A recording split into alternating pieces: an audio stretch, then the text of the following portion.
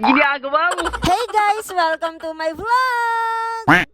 Hey guys! Nandito nga ako ngayon sa Katiklan at grabe naman yun. Ang lapit na lang din ito sa Boracay. Kaya naman pupuntahan natin ngayon yung Bora. Sobrang lapit na kasi talaga dito. Isang bangka lang yung sasakyan mo at nandun ka na talaga sa Boracay. Napadpad ako dito kasi itong anak nga ni mama na galing France. Kasama yung family niya ay nagbakasyon dito. At ang ganda rin ng resort na pinuntahan nila. Pero hindi ko na nga sila nasasali sa vlog ko kasi nga medyo private sila na tao. Ayun sila ang hilig mag-swimming. Ine-enjoy talaga nila ang dagat sa Pilipinas kasi naka-vacation sila. At naglalakad na nga kami ngayon dyan papunta dun sa sakayan ng tricycle para makapunta na tayo dun sa Boracay Port. Syempre, kailangan natin bumili ng ticket. Nang makarating na tayo dun sa Boracay na pinapangarap ko. At ayun ako, excited na talaga kasi nga very first time ko makapunta ng Boracay. Nandito na nga kami sa Boracay Port para makabili na nga tayo ng ticket at tuloy-tuloy na yung biyahe natin. At ang konti lang ng tao ngayon, oh, tignan nyo yan. Pero baka maaga lang talaga kami. At eto na nga, nakabili na nga kami ng ticket at hawak na nga namin ang aming seat number or boat number dito sa boat na sasakyan namin. At nandito na nga ako ngayon sa bangka. Ito nga ay papunta na doon sa Boracay. Girl, konting push na lang, makakarating ka na ng Bora. Andito na nga ako sa bangka guys at hindi na nga ako nananaginip pa. Ilang sandali na lang, nandun na tayo. At grabe naman yun. Sobrang nahihilo ako kasi pauga-uga itong bangka na to. Mahiluhin talaga ako sa biyahe guys, lalo na kapag malalakas yung alon. Pero carry lang naman kasi wala pa naman 15 to 20 minutes yung biyahe namin at nandoon na kami. Day tour nga lang din tong lakad namin at wala nga kaming hotel na pag-i-stayhan dun. Mag-day tour lang kami guys sa Bora. Sisilipin lang namin yung mga isda. Maganda rin yung panahon sa dito. Diba? Pati panahon guys, nakikisama at buti naman dahil wala talaga kaming hotel na tutuluyan doon pag umulan.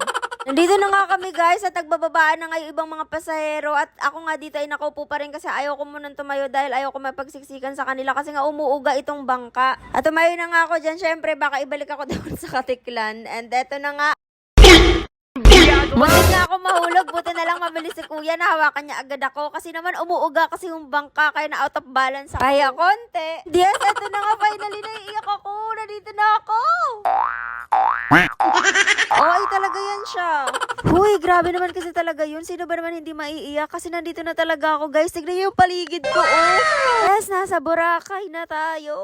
Oh, diba sabi ko sa inyo touchdown Boracay. Hindi na to panaginip dahil totoong nasa Boracay na talaga ako. Sasakay na nga kami ngayon ng e-trike 4 wheels dahil pupunta na nga tayo doon sa Boracay Beach. Mabilis nga lang din kami nakasakay dahil dito nga ay marami namang service na maghahatid sa inyo kung saang hotel kayo magsistay or anong station kayo. Nakalimutan ko na nga lang din yung pamasahe namin kung magkano pero hindi naman din siya ganun kamahal. At eto na nga, nakababa na nga kami sa e-trike. Nilalakad na namin ngayon papunta doon sa beach pero pagbaba nyo pa lang guys, ang dami nyo nang madadaanan na pwede kayong mabibilhan ng mga souvenir. Kaliwaan na yung mga store dito. Kahit nga kami wala kaming dalang damit ay pwede kami bumili kasi ang dami nagtitinda dito ng mga swimsuit, mga damit talaga na pwede yung pang forma dito sa Bora. Nakita ko nga rin dito yung arko ng Boracay at syempre magpapapicture tayo dyan. Kaya naman tinakbo ko talaga yan ng mabilis para lang talaga makapag-picture ang babae na ito. Natutuwa lang talaga ako kasi unexpected talaga to. Hindi ko akalain na mapapadpad ako dito. At babalik ako dito syempre. Sasama ko yung family ko para masaya. Mamaya nga ay naglakad na rin kami para puntahan na nga itong beach.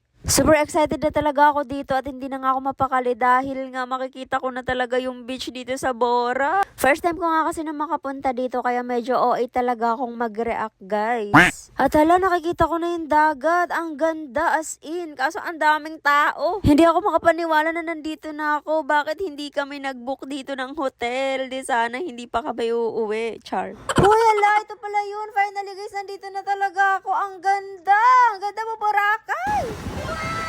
Yung sand, ang pino-pino, tapos ang puti, and talagang parang babae talaga yung itsura niya kasi ang ganda niya. Tignan nyo naman yung view, the view is viewing.